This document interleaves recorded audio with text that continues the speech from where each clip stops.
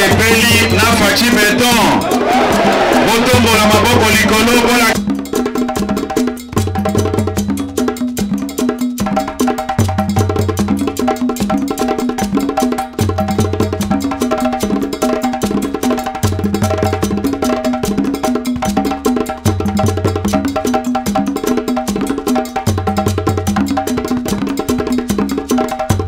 Bonjour à tous, fidèles internautes de la Nouvelle République Télévision. Merci de rester branchés à votre chaîne Nouvelle République Télévision grâce à son émission Face à l'actualité qui reçoit pour vous. Aujourd'hui, Président Manoka, membre et cadre de l'IDPS avec qui nous allons partager toutes les actualités de la République démocratique du Congo, à qui j'ai dit bonjour et bienvenue. Merci beaucoup, merci de l'opportunité que vous m'offrez aujourd'hui. Merci, je dis merci aux Wazalendo qui sont à l'est du pays en train de défendre leur territoire. Merci aussi à tous les combattantes et combattants de l'UDPS, héritiers du pouvoir de la lutte, j'allais dire, menée par Étienne Tshisekedi, Wamulumba de paix à son âme. Et merci aussi, toutes mes félicitations et des salutations à la grande dame Maman Marthe Salou, pour son grand travail, le travail des titans. Merci au Seigneur pour lui avoir accordé jusqu'aujourd'hui la vie et qu'elle continue à veiller sur le bon déroulement de notre cher parti UDPS. Merci. Merci Président Manoka d'avoir aussi accepté cette invitation. Nous allons passer rapidement pour parler de ce qui est l'actualité politique de notre pays, la République démocratique du Congo. Aujourd'hui, vous êtes membre de l'UDPS, vous êtes aussi cadre. Qu'est-ce qu'on peut retenir aujourd'hui à ce qui se passe, tout ce qui se passe actuellement au sein de votre parti politique qui est l'UDPS, à savoir avec tous ces guéguerres, avec tous ces tirs croisés entre Augustin Kabouya, le secrétaire général, et Teni Longondo, ici Sylvain Mutombo et Jekobea, Balingi, peut-être déstabiliser mon amboka Augustin Kabouya. Qu'est-ce qu'on peut retenir dans conflit jusqu'à présent? Est-ce que tu as toujours dénonciation par rapport à la gestion à Augustin Kabouya ou bien on passe déjà à un nouveau chapitre?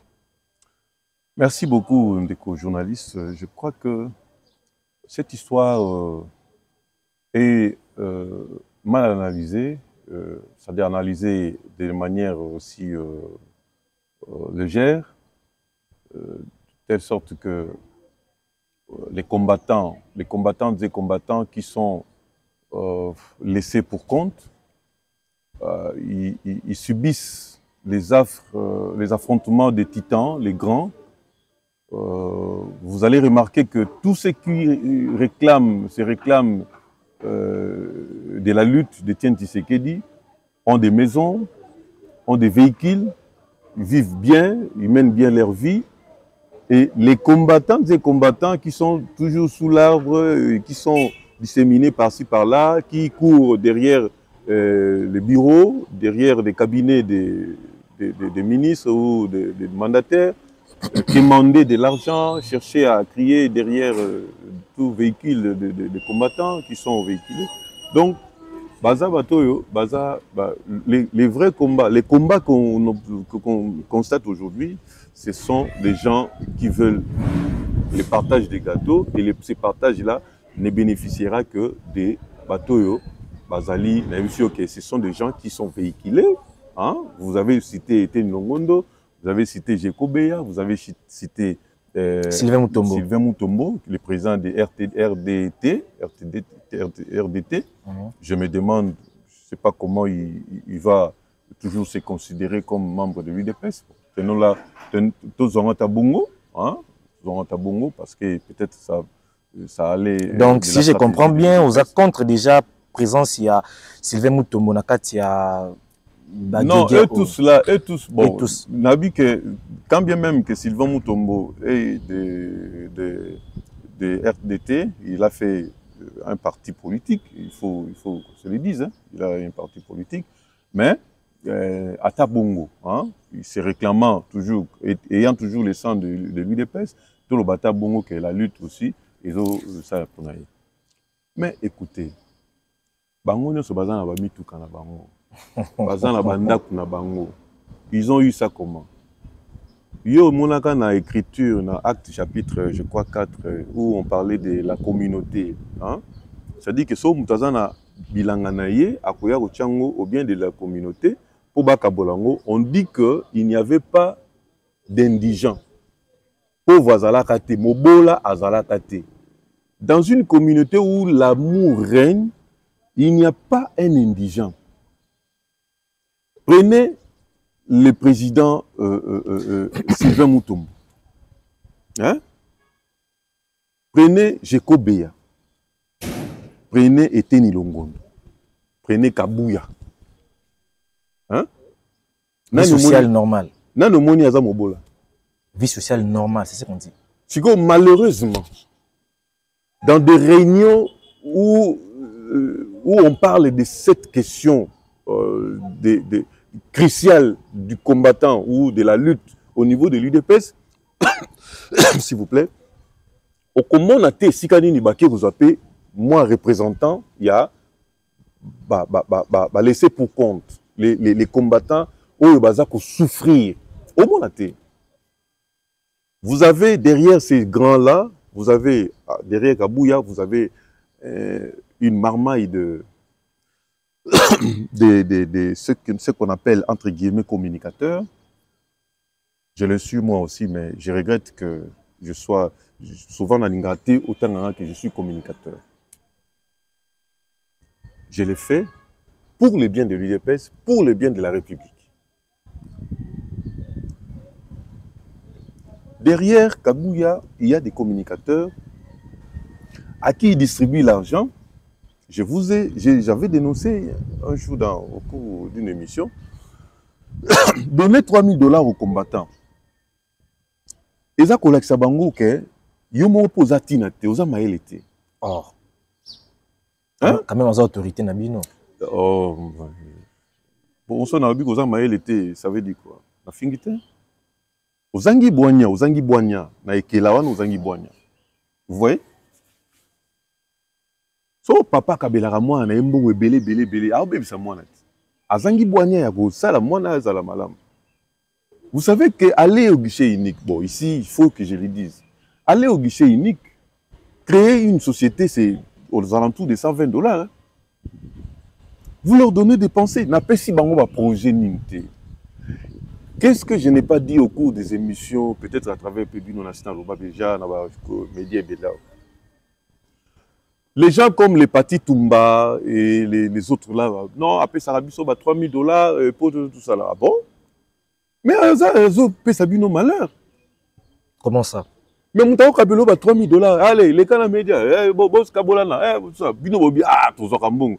Bon, ça n'est que, tout ça, mais s'il vous plaît, président. S'il vous plaît. Au Karaké, ils ont communicateur moko avant bakendaka bayamba bango na présidence ba pesa bombo enveloppe ba mbongo misusu ba yeba so mituka ba kompe batu ba komi ba loenge bani tout ça ba bossa na rike na ba mbongo to ko créer ba société to faire engager na bisio na pays ninyango ozwa batunyo satana Afrique du Sud ba sali mo atamulai bataine ANC surtout ozwa bango tia bango na ka po bokomi na pouvoir ozwa bango odinza bango na kati appareil de l'État dans la fonction à l'État et Simbate.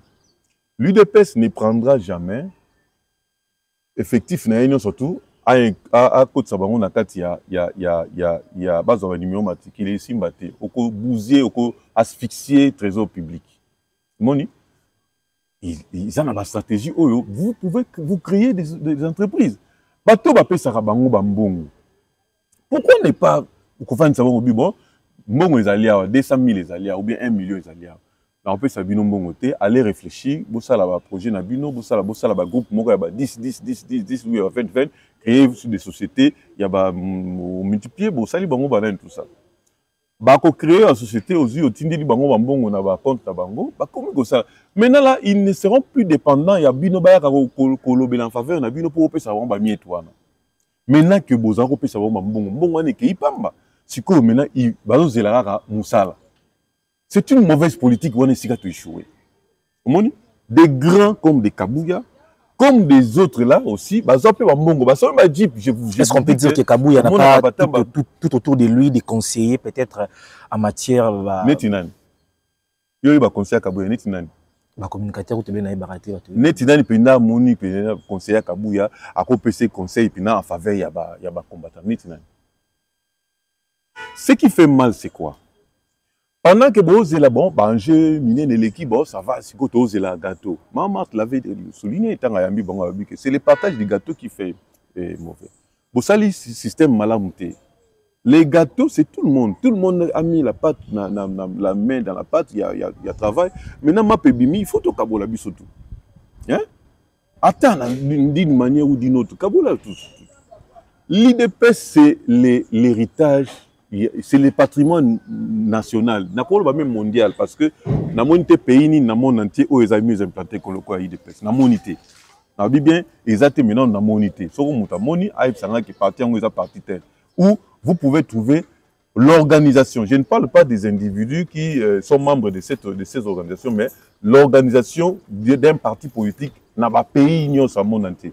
Dans mon unité. L'UDPS. Mais maintenant, là, le grand travail qui a été déjà fait par Étienne Tshisekedi, aujourd'hui, ça paie pas les gens comme les Kabouya et les autres qui se réclament dans tout ça. Mais est-ce que voir la lutte qui fait tous ces trois leaders face à Kabouya, est-ce que ça la lutte et quoi aboutir dans l'autre côté ou bien ça la lutte peut-être admettons aujourd'hui, parce que c'est d'ailleurs une évidence que Kabouya va partir. Moi-même, j'ai lui conseillé Nakatia et les membres dans Lansagi Penanet. Dit que c'est un homme à féliciter, tout qui n'a pas et tout qui pas. Il a essayé de relever beaucoup de défis. Hein? Ça dit que s'il sort aujourd'hui il sort de ce système de gestion, Abimi Nakatia à la tête de gestion de l'UDPS, Eza Mouto a échoué. Hein? C'est quelqu'un qui peut, sur 10, on peut lui attribuer 7 ou 8 et demi. Hein? Pour Asalaki, Makambo yo toujours pouvoir, vous avez deuxième mandat, et mandataire, il est qui a une trentaine de députés, maintenant comme il a une un peu plus de 100 ou 150 ou 200, c'est une stratégie Oyo, et Zalaki à la tête Nango ou Gissen Kabouya, ça il faut le reconnaître. C'est quelqu'un qui a mérité de relever, qu'il ait relevé les défis Oyo Tomoni de l'eau. Il est pesé dans mandataire, ministre, tout comme dans ministre, mandataire, député, belé, tout ça, ça fait entrer beaucoup d'argent dans les partis. Ok. Maintenant, vous savez que dans le coaching, aucun coach, il y a match dans une équipe nationale. Soka Lingi, Asa la équipe naïe, tout ça. Akobanda banane bandeliti nasuka. C'est lui qui a l'œil sur chargé à santé. Il a l'œil sur chargé à entraînement, il y a abdominal, tout ça, physique, tout ça. C'est lui. Hein? Donc, aucun élément n'est échappé. Nini, toujours un député de 150 ou 200. Chaque député a un droit à assistant. Hein? Il y a Moussala. Il y a Moussala. Député, il y a Foutété. Assemblée nationale, il y a Foutété. Hein? Chaque sénateur a un droit à, je crois, si je m'abuse, des assistants. Et mais est-ce que nous sommes la Kabouya? Pourquoi? Parce que il a fait ce qu'il fallait faire, mais jusqu'à présent, c'est comme si tâche il y a gestion il a échoué. Mais il y a que frustration, ils ont bima, et ça qui est côté. D'emblée, combattant tika parti pour combien énervé ma casse. Combien énervé pour poste mingi apprécier pas adversaire politique. Comment ça, mon Mboka? Les gens qui sont venus au liste adversaire politique. Mais il y a Souka qui a tant que gouverneur, il y a membre il y a UDPS. Obi ke Bumba na UDPS. Tout à fait. Abimi si liste nae na kata liste wana ba combattant o to yebi to monaka hein to moni bangote. Pire encore, directeur de cabinet nae un ancien du PPRD. Mais hein? Est-ce que siko tata na biso to lutter na kati ya pauvreté azu kop moko musala akebenga ba adversaire moko to bunda na bango kala abino yo zala ba na moko siko ba lobandeni ba na yo moko na ndako ba lobandeni monte que pesi mabe. Si ko toyebi que Bumba a pour père spirituel ou père politique Kabuya. Mais l'autre fois, tu as qui na meeting na katia permanence na bino, na katia IDPS oyo bandeko IDPS pour bien ça Augustin Kabuya pour juste kaka makambo ya itali bagegere oyo ba meke mpe kotel isaye ke ba sepeli na comportement ya ba membre moko te oyo ya IDPS oyo batelemaki po babundisa Augustin Kabuya. Mais rien moko Augustin Kabuya zu micro, il a avoué à haute voix que non nomination ya ba ministre oyo mwana mboka gouverneur de la ville à Nomaki, il est pour rien na kati ya makambo wana, il ne connaît absolument rien et asalaki yango ye moko na ndenge na ye ndeko na ngai nayebi Daniel Bumba azali fruit politique ya toloba en tant que gouverneur en tant que gouverneur c'est le produit ya Augustin Kabuya. Vous voyez Augustin Kabuya venir à Olobake, te ezalaki Daniel Bumba te ezalaki ngai te za Daniel Bumba. Tanga wanga na wana, c'est dit que il est par rapport à Daniel Bumba, c'est Kabuya est grand par rapport à Daniel Bumba. Akoya Oloba fina que te ezalaki ngai ne ezali te. Il ne peut akoya sort pas les moindres. Parce que ceux qui Kabuya lobi ke Bumba longwa wana a olongolise wana. Oui bien. Kabuya a le pouvoir ya olongolisa Daniel Bumba wana bino et baby aussi ekokite longwa wana. Na composition ya gouvernement. Tant Bumba ba eko tchaye wana ba ponye na IDPS pour ba valider on c'est Kabuya non. Est-ce que ça qui est moko? Ba candidat musu ba la kit. Mais tant le choix a été porté sur Daniel Bumba. C'était la dernière décision de Kabuya. Mais arrivé à ce stade où nous sommes... Si on passe à la gouvernement, vous pensez que Kabuya a présenté un candidat à qui on a pour un bébé? Il y en a tout. Arrivé à stade où arrivé à ce stade, est-ce que le chef de l'État, Félix Tshisekedi, malgré incompatibilité, tant qu'il y a un chef de l'État, moyen côté peut-être la profondeur, il y a Katia Masolo, il y a IDPS, mais même en coulisses, même des réunions en coulisses, est-ce qu'il ne peut pas assumer au moins attaquer quelques minutes pour stabiliser moi le problème où ils allaient dans la Constitution ne l'autorise pas. Ils ont autorisé un côté que chef de l'État ait se mixer dans la gestion d'un parti politique, si bien que les produits de l'UDPS, les fruits de l'UDPS. Mais Azali n'a pas orientation à Kopesa. Azali n'a pas le linga à Kopesa, n'a pas tout à quoi utiliser pour que va mettre fin à Makambouane. Okay. Mais apparemment, c'est sa volonté qui manque maintenant. Moutoumou va aider chef de l'État, Azali a difficulté, aider IDPS, aider chef de la vie, mais pas aider l'ingénieur, ceux qui a l'ingénieur aider. Le chef de l'État a fait sa volonté na aider. Ceux qui au moins moutou, hein, moutadi na mai, par exemple. Donc moutazan na kati à salimoa, faut pas mourir. Ceux qui va aussi tendre le boko, peut ça le boko to simba yo, sera boy na. C'est dit qu'il n'a pas la volonté que vous aider. Comment est-ce que vous remarquez, vous constatez que non, le chef de l'État n'a pas besoin d'aide? Même mon cher ami, naibisio kombo e bani mukoni. Banda ba combattant, le chef de l'État a l'oreille sur la gestion du parti, a l'oreille sur tous les cris des combattants et des combattants. Azali c'est la personne la mieux informée na Katia Mboko. Mais Nathan Batuazo est là. Lui il écoute. Hein? Mais on a ça la rato évité. Mais sur le terrain, nous voyons rien. Maintenant nous comprenons que bon, Kabuya balobi que tout ça est obika. Dernière fois, tant que j'ai Beyakenaki, bon, bien que Zaki tenté dans une politesse, dans un protocolaire, devant le chef de l'État, lui ne pouvait pas rétorquer. Mais quand même, j'ai quoi Zaki, chef de l'État habite au Saïn. J'ai quoi ça Guinée? Azongit, à tout ce pays Kabouyat. Mais pas mon qu'ils ont qu'un dégât de mal en pire. Kabouya a fait des choses où, bon. na côté appelé la vie n'a été, mais la gestion du parti, l'administration du parti, la lettre de Téni là, la lettre de Téni, mais c'est de l'eau, clair comme de l'eau à boire. La réunion convoquée à 14h, ma matinée, convoquée à 14h et bandara à 18h. Nani a bien voté na parti. Nani a bien voté. Arrivé tardif via Kabouya. Insulte, réprimande na cadre au vu de tout le monde, na public. Nani a bien voté. Des nationaux au cadre. Hein?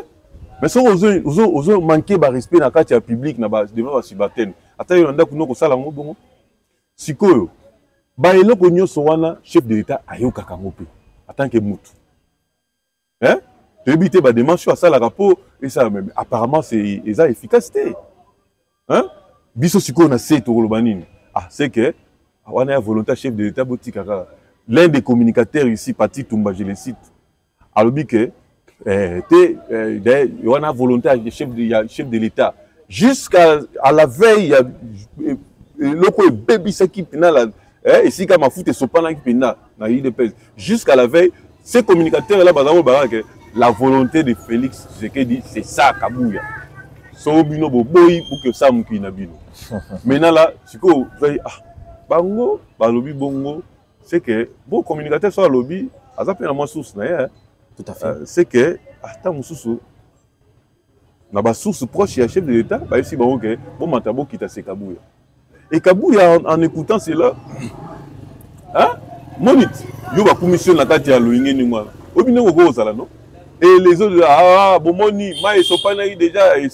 Alors, quoi, qui téléphone, a bien qui n'a pas chaîne, a bien minene ya mboka, alobi ki bango nyonso ani bazana, bazaba orgueilleux, ko bana na Augustin Kabouya, ko yana Iteni, bango nyonso ndi ba komi na ba poste minene.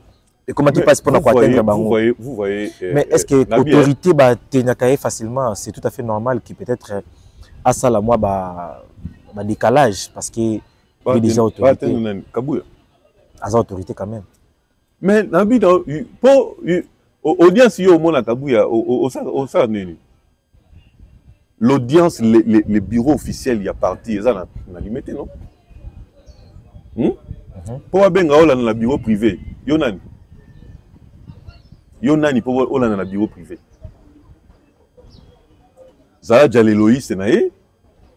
Zala Muto au Benga naé facilement. Bon, il en a kuna. Mais là où on fait des formalités officielles dans la partie, dans ça là on combien de fois. Maintenant, pour tirer à cette situation, qu'est-ce qu'on peut retenir parmi Guéguerre Nyonso? Na Koma Mukanda na sortie médiatique. Est-ce que vous avez un départ à Kabouya ou bien vous avez chef de l'État Salaki sortie médiatique Mokoboye. C'était au début, il y a mandat, premier mandat. On a constaté, moi, ma bé Mokoboye. On a commis Mukanda. Hein? J'ai écrit une lettre. On a montré que moyen à atteindre le chef de l'État. Moyen pénal l'extérieur dans ma médiaté et à la propreté. Na moni Kabouya la personne la mieux indiquée. Na combien lié pour na 5 audiences dans une soirée ratée. Je suis premier sectionnaire, premier vice-président sectionnaire. Mais naï n'a pas été. Na commis Mukanda, na pesi na avec ça, je crois qu'il va lire. Effectivement, l'un de ses proches, Azum Mukanda, a bien un téléphone, yom to komi Mukanda na bi wingai. Ah OK, ça va. Je suis sûr que à côté de lui l'Augustin Kabouya, monsieur, l'honorable Augustin Kabouya était là. Abi bon, ça va, Torbenga. Ok, ça va. Un mois plus tard, Nayoki, sortie médiatique à chef de l'État, a sali pe intervention, Moussou a glissé.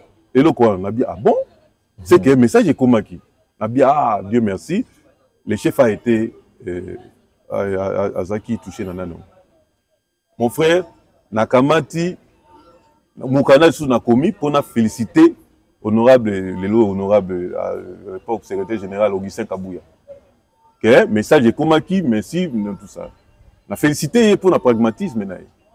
Mais, à ma très grande surprise, Ata Kobenga, oh, bango babayi koto Kobenga, babenga te. En tout cas, merci pour encourager mon tout salaka bongo. Trouver plus intéressant comme ça. Mais rien du tout. L'administration foutue. C'est ça le défaut. Et non, je ne parle pas seulement du défaut, il y a eu des pestes. Les défauts administratifs, c'est aussi au niveau national. Au niveau, il y a fonction publique.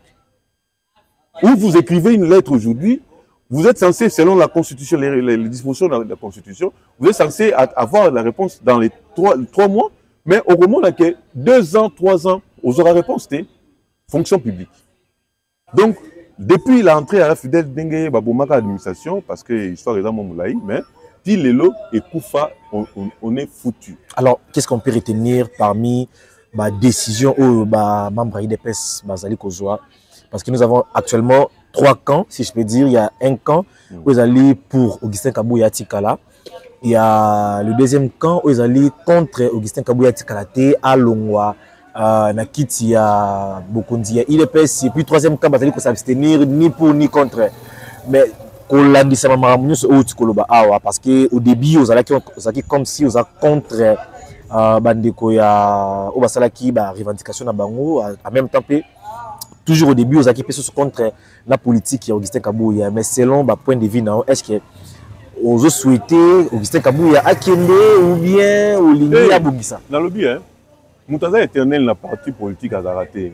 Par rapport à mandat, parce qu'il a été voté pour ça. Il a été admis pour ça. Mandat est katanakapé. Ce qui peuple a dit que était toboyi. Mais par quel mécanisme mandat katanaka? Parce que procédure de Komazo Côte ça yango bazali côté les mela. Non. La souveraineté revient au peuple à la base. Mais ce n'est pas ce que les textes disent plutôt. Les textes, il y a des dispositions qui prévoient que il y a flagrance, il y a les comités de discipline vont prendre les relais, Sambisio, contre eux, ceux qui vont moniquer et le on vous dispose. Est-ce que c'est le cas? Mais non, mais ils sont saisis des faits. Même si l'être a été mis, la personne détenue n'a agréé à Kangote, mais je dis que les faits tels qu'exposés par le docteur Eteni, ils ont parce que ce qui est Eteni, je respecte beaucoup la personne, mais gestion n'a pas. Comment lui il a servi les combattants qui les lots à côté là, prétendent pour défendre? Comment il les a servis? Mais il avait défendu Nathan Congo FM qui est non Zakina Bango bien. Et puis, Atkala Kozala Mouibité, malheureusement, va traiter avec Aïba Monga Covid. Bon, tout ça, n'a pas écouté Wanate, n'a pas écouté Bongote. N'a pas écouté Marama Covid, Wana, Ezagi Masolo, Akatiko, Tito Soukata Bongo. Mais je vous dis que, tout balé la paix à Obasai. Azaki n'a pas possibilité, non? L'argent qu'il a eu, Azaki Mbongote. Mais moi, je suis question parce que tu as un point de vue dans la gestion Kabouya. Mais non, on a dit que Moutaza éternel les athées. Lorsque la clameur publique, c'est que mais il y a aussi une partie qui souhaite qu'il reste là. Mais cette partie-là, baza combien? Baza minoritaire, tu sais. En bon? Baza minoritaire, on a vu que les communicateurs entre guillemets, oh, babi que baza Mbongo, après ça va Mbongo. Balakisa Bango qui baza Mbongo. Mais minoritaire. Mais au regard, je vous dis que Mukolo combattant au Bengala, surtout Bakangi porte. Hein? Combattant la porte. Nana Pexay, Nana Télémélagi Bango. Oui, que ceux qui maman interviennent à rater, ils ne savent pas. Mais c'est comme ça, tout le monde.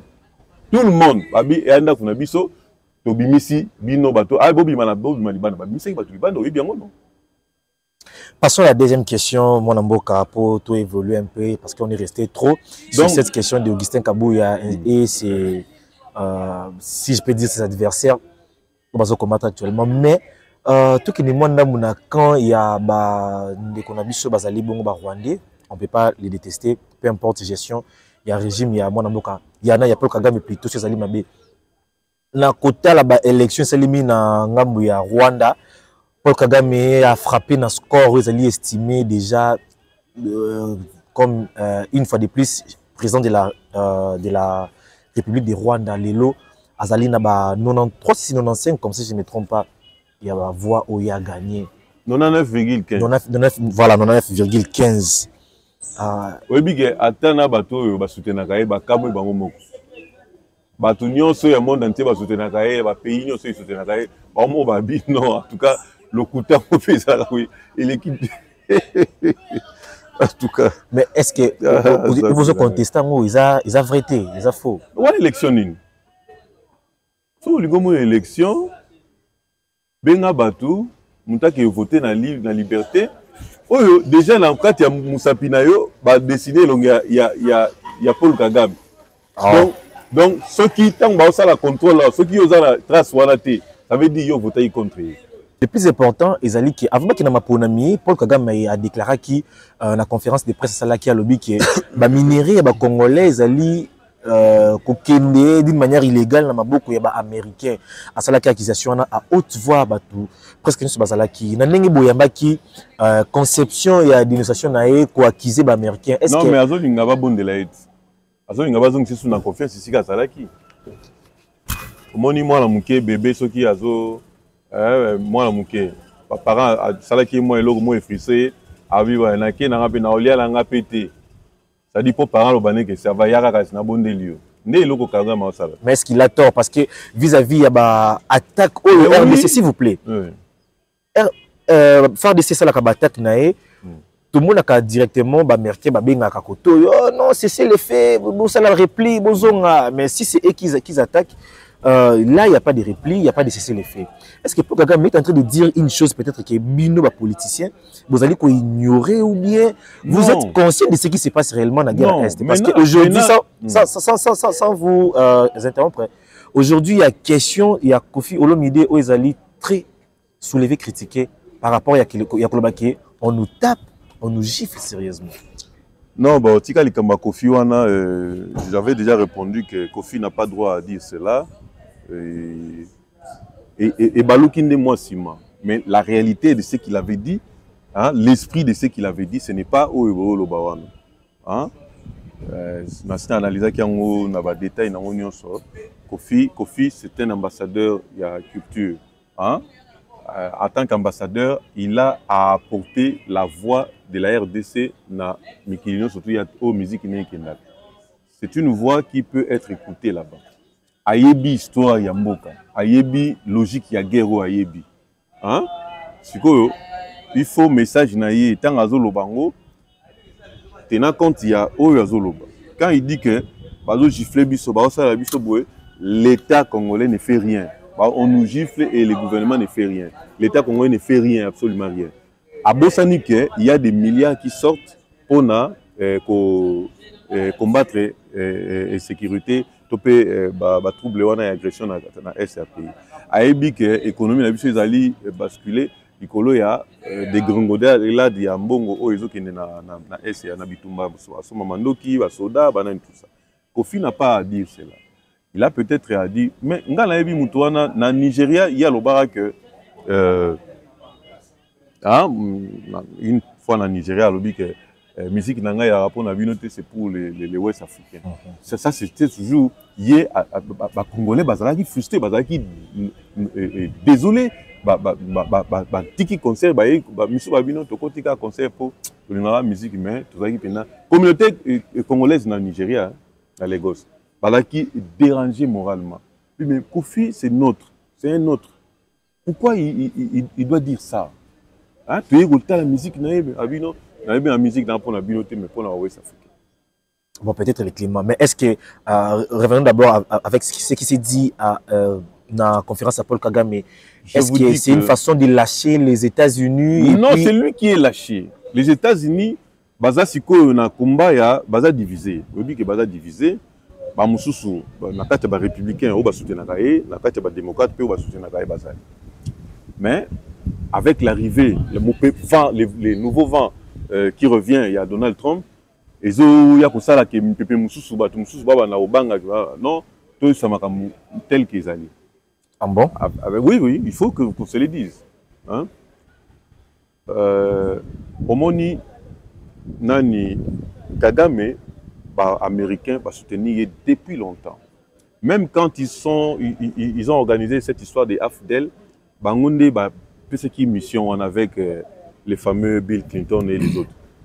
Ce qui est mission, on va changer, on a Ouganda va changer, va donner la politique na Congo. Mais c'était pour que faire bénéficier bango minerais à Congo, bango bazalaï kolukarozote. Mobutu azali ko servir sous-souté à un certain moment à comment qui réticent envers les occidentaux. PC pouvoir, finalement, non, trop c'est trop. Quand ils ont monté cette histoire, l'idée de créer une Afrique, les États-Unis d'Afrique, avec les Kadhafi et les autres Ouest africains, que non, il faut commencer par les enlever et passer par. Ils ont une longue histoire. Maintenant, Kagame a monique ah. Au lieu de faire ça, comme on peut s'en pas Ruto, comme on peut s'en pas Tshisekedi, comme confiance en comme on peut ça Longolinga. Maintenant, il faut ça dénoncer, les bébés pour que bazong sanga confiance, ba pe sanga moi ou bien na dénoncer ka bébé bandé ba bébé. Ce n'est pas moi qui agissais, j'agissais pour leur compte. C'était ça non. Mais avec ça l'élection élection moko o ya longoli ba opposant, biso kaka Katumbi, ça kuna ba intervenir Katumbi, il faut ka Katumbi. Mais je veux dire aussi par rapport à cette élection que tous les Tutsis qui sont traversés pour aller voter dans le Sengi, il faut pas identifier bango, bazongi sa bango ou bien pas identifier batouana so bagene. Mais mon cher ami, ils sont congolais ici, ils ont été acceptés comme congolais ici parce que basenga qui demande basenga qui droit à Montegwana aux zones ça sous batusi mamaka si na demande. Mais comment ça? Mais oui, on a dit que la souveraineté s'impose hein. Biso tous pays na biso nous sommes souverains, nous devons aussi nous Congolais, la population, nous devons mener la surveillance. Baouti ko voter, bakati kuna ko voter. Bazonga li sous pour na ba juge droit congolais. En tout cas, il faut qu'on soit d'accord, tous à la paix logique quand même. Mais est-ce que c'est un fait réel ou bien vous vous imaginez simplement que non, bazala qui kuna ba voter et puis bazongi pour ba senga nationalité congolaise. Mais ils ont les traces, Bazala congolais awa, basenga ba congolais depuis 1994. Bazala congolais awa, mais pour la élection ba qui et exilé, ba comment ba congolais, ba comment ba ceux ba droit nationalité congolaise. Maintenant ba droit nationalité congolaise, ba komi ba kendaka à chaque fois Rwanda a besoin de bango pour na bitumba bien na élection pour na bakendaka. Mais ça communauté rwandaise, c'est tout à fait normal. Non mais c'est comme ça que oui, c'est une communauté rwandaise mais les autres sangai avantage ya kondima lisusu ke il faut tout changer constitution na biso to komamala mo isika wana. OK. Les gens qui sont venus sont comme le que bokomi ba congolais dont perdre nationalité na yo. Hein? Maintenant que Congolais, nationalité congolaise est exclusive. Si vous êtes Congolais, vous avez une nationalité mususu, ils ont mandaté, ils ont essayé de rater par rapport à la constitution. Le baba le baké, la constitution est comme un maquebot, on limite des nationalités, ou bien Toboya, bateau surtout Boza Bongo, botika nationalité parce que la constitution du Rwanda est pékisate et ndimisa que ata ok bambula boni ozongela kaka ozaka nationalité rwandaise ndenge bakoma kuna donc biso na bango tozana moi problème wana yango wana na soutenir bato il faut tout changer nationalité et constitution na biso. Mais question ya ko changer constitution ça va donner pouvoir à ya kozonga ya mwana mboka Joseph Kabila parce que yépe azodiembela na sima na bino ceux qui vont changer constitution. Kozonga na ma élection topé kozonga na pouvoir. Na pouvoir. Il faut ça vous pensez que Kabila pena tché candidature a rebi que bon na yé na candidature a présenter batuni. Mais parce que yoka pour tozonga sa confiance na moto, il faut to baké voilà. Ça s'est dit déjà na cité. Ça s'est dit. Oui, vaut mieux Kabila que Tshisekedi. Non, mais les gens qui disent ça, ce sont des gens de PPRD qui traversent matin, midi, soir, Nangaba, AFC, il y en a qui connaissent Nanga. C'est connu. Hein? C'est connu. Vous prenez un Moutouet Nanga et Moko. Un préfabriqué, un pasteur fabriqué. Vous voyez qu'il y a un pasteur fabriqué. Non, mais Nanga Zoé Bissayo, Magambo, Denile Salobaki na télévision. Denile, c'est un fabriqué, aussi Denile, aussi pasteur Kizamina, aussi Kankenza. na ba pasteur mususu kisami na kutanga na boyaka na masolongo aboyaka penza mais ayebi masolongo nani montayo senga auto senga pardon awa mikolo eza de nile sina kama abi ngai mutu to fabrika Corneille Nanga to ibisaka Kabila ke aza pasteur église moko boy kota salongo ya lemba salongo voilà omoni siko muta kosa na lubongo Kabila linga bata bongo hein yé mutu baoya baon baoya ko élire. Bon, le problème est que actuellement, par rapport à la gestion, il y a République démocratique du Congo. Voilà. Comment la Zéla na silisa mona boka. Comment na ndenge makambuzo kendele. Les gens se réveillent le matin, disent que non, vaut mieux Kabila que Tshisekedi. Non, mais ceux qui disent comme ça, na go finga bangote, na pe na culture. Mais est-ce que vous êtes d'accord avec moi qu'il y a un niveau le pays tellement aujourd'hui est mieux géré par rapport au temps à Kabila. On a besoin de 2 ou 3 exemples. Sous Kabila, on avait beaucoup de sociétés membres d'une ONG. Il y a Madame, Madame Olive Lem. Il y a moi, c'est Joseph Kabila. Ok. Maman, on a mingi na ninga sa kamnae babilanga tout ça là. La récolte, hein? Mais la société nyonso ils avaient qui na compte ya fake et si Albert Youma zalaki ko gérer Albert Youma na ba libanais moko ba société nyonso wana ole ko tambongo na l'état oyo luzolo bamba zalaki ko dénoncer 15 milliards ki ndaka ntoko e bomba na kati ya ONG ya Olive Lem na yango nde Kabila zako gérer malamu. Azonga po ba société wana ezonga na système wana. Mais même de nos jours, il y a plus il y a 95% ba société 15 milliards oyo Tshisekedi a récupéré na maboko ya ba société wana. Mais est-ce que 95% ba société, ezali ba société il y a ba étranger qui par rapport ya biso ba congolais. Mais ba futa ba taxe. Ba taxe na ba zo futa na kati ya ONG. Société comme moko ou peut-être ba congolais ba ignorer Sonas. Oyo setikali oyo ya ba congolais zo mona na tête. Comment ça? On comprend le truc. La société où ils allaient na valeur, où ils allaient en tout cas que longola moi soni et ba congolais zati. Oh, donc à part société il y a Sonas société monsieur zati. Zati tout bon ba régie des eaux ba Snell na ba Jekamine na ba oh mususu. Le pona ebo na zu difficulté au sokola mais ezalaki te. Non mais ce qui m'a ezati, hein? Qui biso moi courant 2 jours 3 jours mais ils ont quand des alaki. Non chez moi courant ils ont permanent c'est na télévision to bima to tiki to yokuta ngo ezo sala to frigo to congélateur et sala donc ils sont en permanence.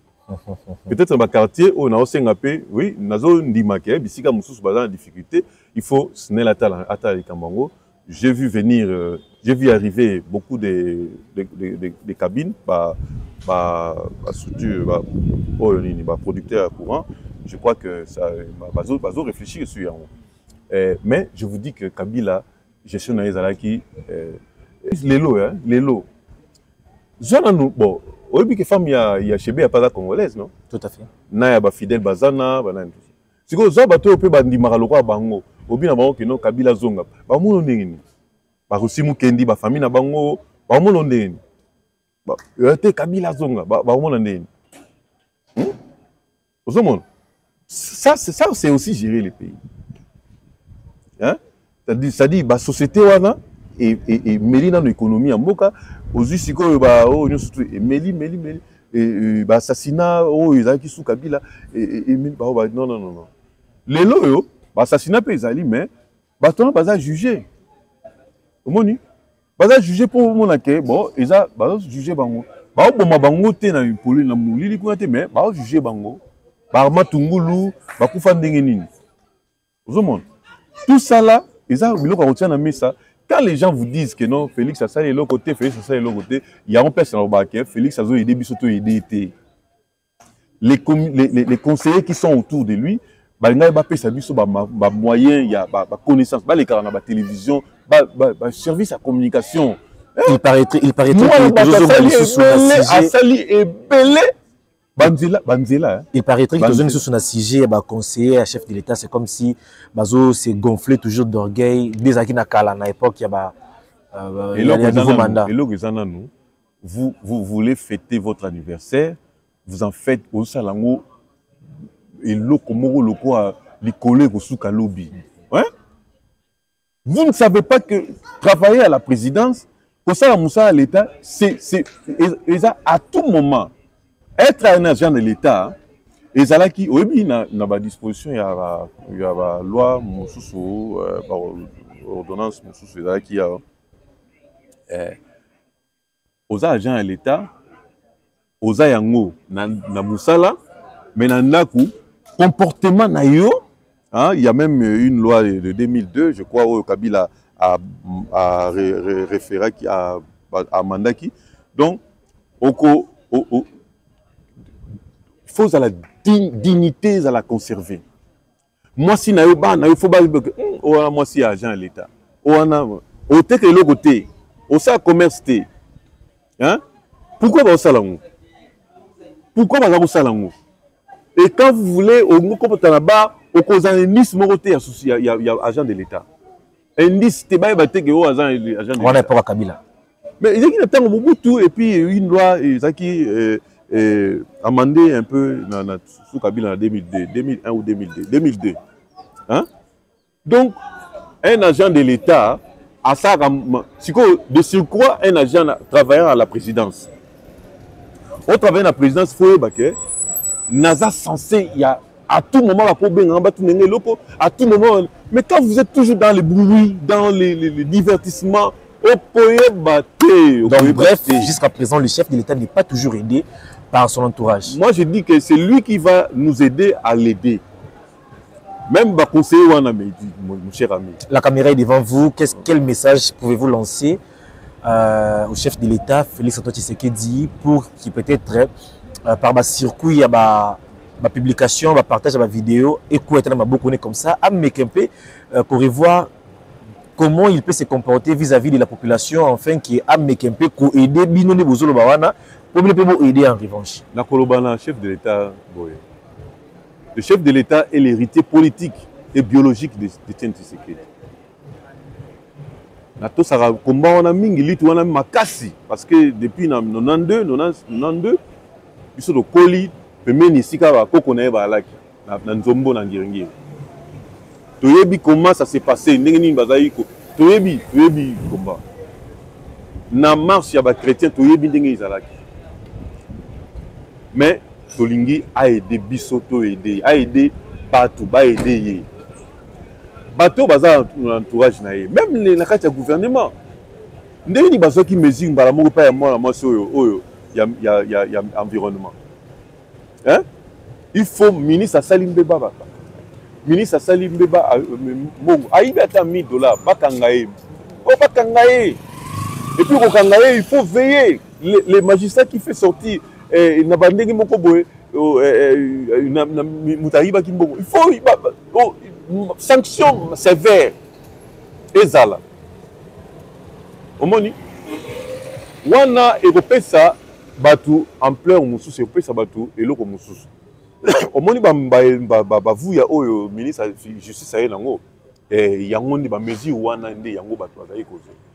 Président de la République maloba na ye ezalaka loi. Toti kana démocratie a mindele oyo to kokango pe ko gérer ngo malamu te bango mo pe ba kokango bien te. Démocratie wana eza ya bango to sala makambo na biso. Ba ministre ba conseiller bazo sunga yo te. Makambo sali ebele na yebi nga moko na uti ko leka na tali ba veni ki kwiti na tali na bi même mutazo uta aéroport to uti aéroport na 2h du matin. Tozo ya poto ya rekoma na niveau ya ba ngiringi ngunza. Mais je vous dis que to sali moins de 10 minutes. Alors que pour contourner vers victoire pour ça la boue. Mais il faut pas médiatiser, il faut pas bilocaliser belé la République l'école, infrastructure est belé, il faut pas médiatiser mais apparemment c'est oiseau qui peut les marabambons. Et puis les combattants qui crient aujourd'hui. Et ça, yo ngano sa musala. Mais les gens oyo botina na oyo bazuka mabiso na ba parti to na ba ministère ou bazuza ba membre ya UDPS bazuza ba poste. Mais avant pour pesa bango, il faut ba ça bango que vous avez obligation ya kozwa autant de membres ya parti oyo ba ebani ou bien liste moko za préétabli to commandera ba bon pesa ngai le ministre za autant yo ngi 10 to pesa 10 oyo. Mais ça m'a mukabo elinga salade. Mais non mon cher ami. Lorsque les combattants qui crient, que les gens qui au bazar na l'église l'église sika ya sambe la rande bazo bénéficier. Ces gens-là bauti sikani, bauta sikani. Voilà. Si bien que bazar partisans ya IDPS mais ils sont pas d'emblée. Était dans le bag na que moi si moi ko tout n'est pas côté na parti. Ceux qui rappellent la zone bateau ba singa ba au cadre côté na parti. Na orienté ba on a dit allez là-bas.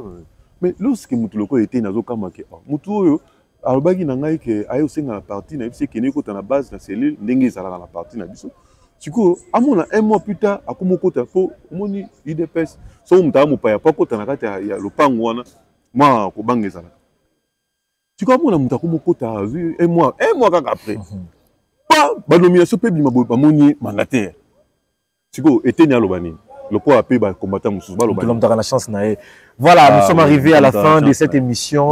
Bango peut perdre la chance na IDPS, na lito IDPS ameni pour la chance na bango. Voilà une loko ba combattant bazoli. Ah, est-ce que ça n'est bongo? Mais yango na tu le qui chance na mutombo. Mais ça dirait qu'il n'a qu'à IDPS. Mais oui, il y a chance na mais na un mois a outimba moko na avant misala faut bazala ba botali ancienneté et puis ndebo engagé. Mais comment ça? Na esika nini yango batala ka ancienneté totali yango totali ka azab. Ah, belle de figure, c'est ici que nous mettons fin à cette émission face à l'actualité. Zalaki Bongo, président Manoka, membre et cadre IDPS, Oyo, Toyambaki Poto, Salaba analyste, tout partager l'actualité politique Yambo Kanabiso, Banamboka, en tout cas, Bozaki Belia Kolanabiso. Je tiens d'abord à remercier tous les abonnés de la Nouvelle République, Zali Bongo Chenabiso. Particulièrement, je remercie Docteur Tatim Pungati Swaka, Oazali Bongo, cordon ya chaîne Nabiso, à permettre qu'il y ait image et comme la presque ma congolais sur Miska Bazali. Mon amboka, je ne sais pas, 2 ou 3 mots de la fin pour te clôturer l'émission Nabiso. Il y a un souka na pena bossa na penda. Geoffrey Louis, Geoffrey Azak coordonnateur, il y a coordonnateur provincial, il y a Dynamique Tête Belechay. Ah, ça les souvenirs. Ah mon cher, moi nambali wana façon Azali fidèle na Tête Belechay, hein, Joan Tête Belechay. J'allais loter, na bisio que bonne gouvernance ezana adresse tango. Ezali dynamique Tête Belechay o ezali œuvre ya Tête Belechay yemoko kasanda. Moi na mbalo ayekoli bombo ina mo bayekoli kaka ko sala audit, ko sala ba contrôle azana IGF mais na bisio dernièrement na kati Union européenne akine ko kutana na ba chargé économique bato ba yebi ko tala ndenge ni ba sala contrôle financier. Qui coûte en abandon à l'Union européenne. Yangwana n'a salué Geoffrey Oazali, coordonnateur provincial. Il y a tête de Belechay, il y a Tchangou, Azo cartonné, Obi que Moussala Kitoko, et Longo Kaka Ndenge Kaka niveau national, et aussi Ngaye, où il est en même na Malaba, et na bande comme sous comité, et na Bossani Bangote, bande Kotunda Charles, na Myriam ICC, basé Belé, pourtant Bangote, mais en tout cas. Salut Mingina Geoffrey Ndekonangai wana azobunda makasi pona kofandisa idéologie à telle dynamique na kati ya chango. Merci, c'était ça les mots de la fin. On se retrouve dans le numéro prochain. Bye.